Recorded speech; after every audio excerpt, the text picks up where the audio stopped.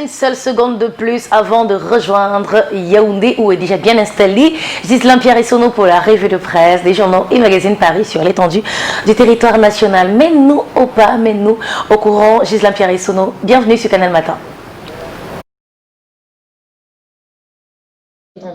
Du territoire national. Mets-nous au pas, mets-nous au courant. Ghislain Pierre-Essonneau, bienvenue sur Canal Matin.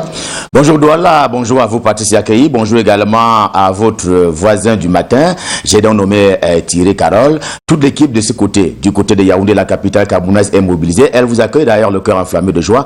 Soyez donc les bienvenus. J'accueille également les millions de téléspectateurs de Canal International, ceux du Cameroun et du monde entier qui sont tout chargés fort d'informations. Bienvenue à la revue de presse sur Canal Matin, donc sur Canal International, tous les jours de lundi à vendredi quand il est 7 heures par visioconférence tenue hier. Il y a donc eu cette tentative de la FIFA, l'instance du football mondial, de pouvoir arbitrer au sujet de ces différends qui opposent et qui met donc dos à dos la Fédération camerounaise de football et la Ligue de football professionnel. L'instance fêtière y croyait dû comme faire au départ, mais à la fin a renvoyé dos à dos les deux structures. Elles sont campées l'une vis-à-vis de l'autre. On redoute d'ailleurs l'escalade de l'incompréhension selon le quotidien Le Messager dans sa livraison du jour qui donne à dire qu'on y va tout droit dès lors que la Fédération camerounaise de football à son tour s'en va lancer les League One ce jour même, alors que cela a été fait en début du mois courant par la Ligue de football professionnel du Cameroun. Le point hebdo ne l'entend pas de cette oreille. Il a déjà statué sur les événements qui courent depuis quelque temps maintenant, depuis qu'il y a donc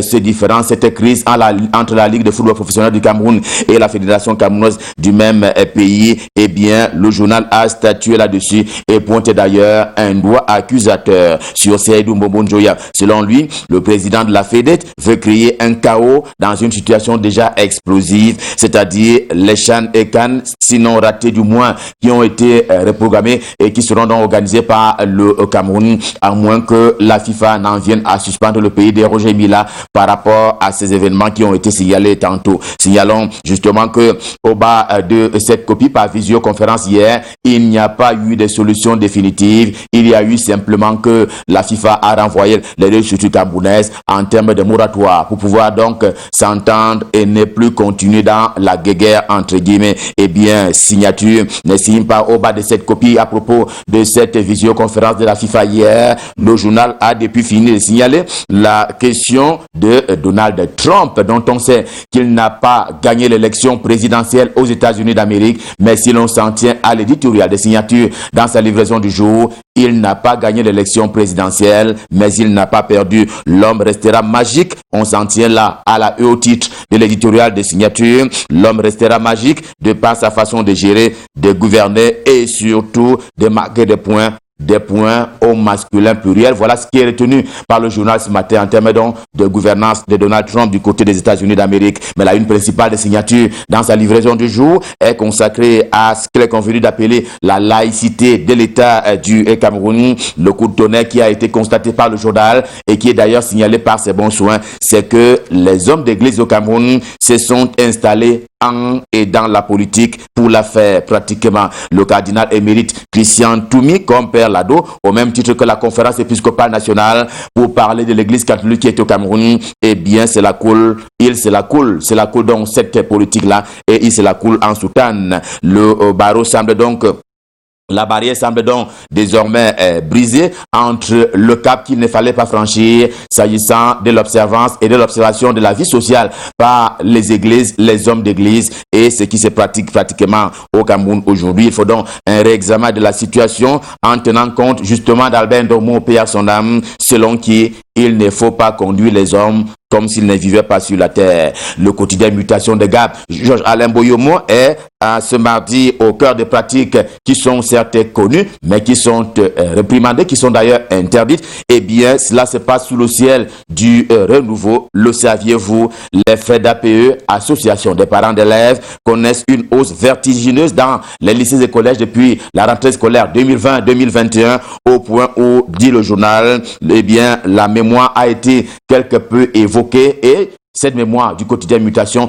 donne à dire que ces faits-là vont parfois jusqu'à 5, 10, 15 000 francs CFA, le minimum étant 5 000 francs CFA par enfant. Ces frais, très obligatoires d'ailleurs, sont gérés par une entente parfaite qui est d'ailleurs cordiale entre le président de l'APE et le chef d'établissement. Voyage au cœur d'un phénomène interdit mais prévu pour ne pas perdurer et qui malheureusement court encore les rues au Cameroun. C'est avec le quotidien Mutation dans sa livraison du jour. L'épervier est en kiosque. Le quotidien L'épervier ne suit pas justement les pas de cette affaire-là, mais fait un pont entre l'école et les questions de jeunesse au Cameroun. Allusion faite au récent séjour, notamment dans le septentrion du ministre Mounouna Foutsou, qui est en charge de la jeunesse et de l'éducation civique au Cameroun. Il était à Gashika dans le nord, il était à Mémé dans l'extrême nord, il était aussi à Nyambaka dans l'Adamawa, région Château d'Eau du Cameroun. À marge des kits qui ont été remis à l'occasion, le membre du gouvernement a évalué tous les projets dédiés à la jeunesse camerounaise, notamment aux jeunes de ces 3 régions septentrionales. Je l'ai indiqué, l'Adamawa, le nord et l'extrême nord. Une région ou 2 qui font parler d'elle depuis pratiquement 4 ans maintenant, c'est le nord-ouest d'une part et le sud-ouest d'autre part. The Guardian Post, quotidien camerounais d'expression anglaise, s'abreuve ce matin à la source militaire pour inventorier les mesures sécuritaires et leur impact sur la vie sociale au Cameroun. Il y a eu lieu justement de s'arrêter en Tamandem. C'est un événement qui s'est très récemment encore produit. On parle d'il y a quelques heures seulement. Eh bien, Ntamanden, village où sont intervenues les forces de sécurité camerounaises. Aussitôt, l'information sur une présence des Ambaboys reçue. Eh bien, l'intervention de l'armée a donc été celle qui est décrite ce matin par le quotidien de Guardian Post. Le quotidien peut également s'aimer. Il parle même de savourer. La récolte, c'est bien entendu la nature des personnes sur lesquelles l'armée camerounaise a mis le grappin dessus, a mis la main, c'est-à-dire un butin d'une opération d'envergure, question de traquer ceux qui sont qualifiés depuis lors de terroristes. On parle ainsi d'une dizaine de Damba terroristes au centre du journal Le Pélican qui traite également de cette information matin, étant les chefs de file, les leaders armés des mouvements séparatistes, pour parler ainsi des terroristes qui agissent depuis pratiquement 4 ans dans ces 2 régions camerounaises, avec notamment les faits que l'on sait, c'est-à-dire d'une part l'enlèvement de la vie humaine, mais également la mise à nu et à zéro des infrastructures sociales. Ateku Simon, alias Bush Rambo, fait d'ailleurs partie de ces leaders-là qui ont donc été arrêtés, dont parle le journal Le Pélican de Jules Prizingaba également en kiosque ce jour. Eh bien, il s'agit là d'une espèce humaine qui bafoue la vie. Il a donc été neutralisé quelques jours seulement après les obsèques de la nation qui ont été rendues aux victimes innocentes des attaques du 24 octobre dernier du côté de Kumba dans le sud-ouest camerounais. Eh bien, Vision économique en kiosque ce jour accentue d'ailleurs le caractère national de ces moments de communion et de recueillement de la nation tout entière par rapport à ces mémoires d'une dizaine d'enfants qui ont été tués, et cela a été fait, rappelons-le encore récemment, par le premier ministre chef du gouvernement Joseph Dione Ngouté, qui a assisté personnellement à ces obsèques. Faisons la politique, faisons court avec les échos du 6 novembre encore. Le 6 novembre étant au Cameroun le jour où se célèbre la session de Paul Biya à la magistrature suprême. On en était à l'an 38, le 6 du mois en cours. C'est à l'invitation de Midi Action, lui aussi en kiosque ce jour. Étape ultime en termes d'invitation, le département du Kunki, région de l'Ouest Cameroun. Ici, l'honorable Albert Kounche, par ailleurs grand homme et opérateur économique, a donné du sourire à quelques 150 meilleurs bacheliers session de 2020, mais surtout rappelle encore le journal aux déplacés du nord-ouest et du sud-ouest installés dans la région de l'ouest Cameroun. Un geste de cœur empreint donc d'humanisme. Réalité, c'est le journal de Pongware qui dit le martel en signifiant simplement un acte similaire du côté de Bangou, puisque là-bas aussi, il y a eu cette action de Théodore Ndato qui est député et donc parlementaire, mais surtout un des vice-présidents au bureau de l'Assemblée nationale camerounaise. La voix des décideurs est en kiosque. Le journal a décidé pour sa part de dresser un premier bilan du professeur Jacques Famé-Dongo, chancelier des ordres académiques, puisqu'il est le ministre de l'enseignement supérieur et cela à la tête de ce département ministériel. L'heure est ici au National Higher Education Network pour favoriser la modernisation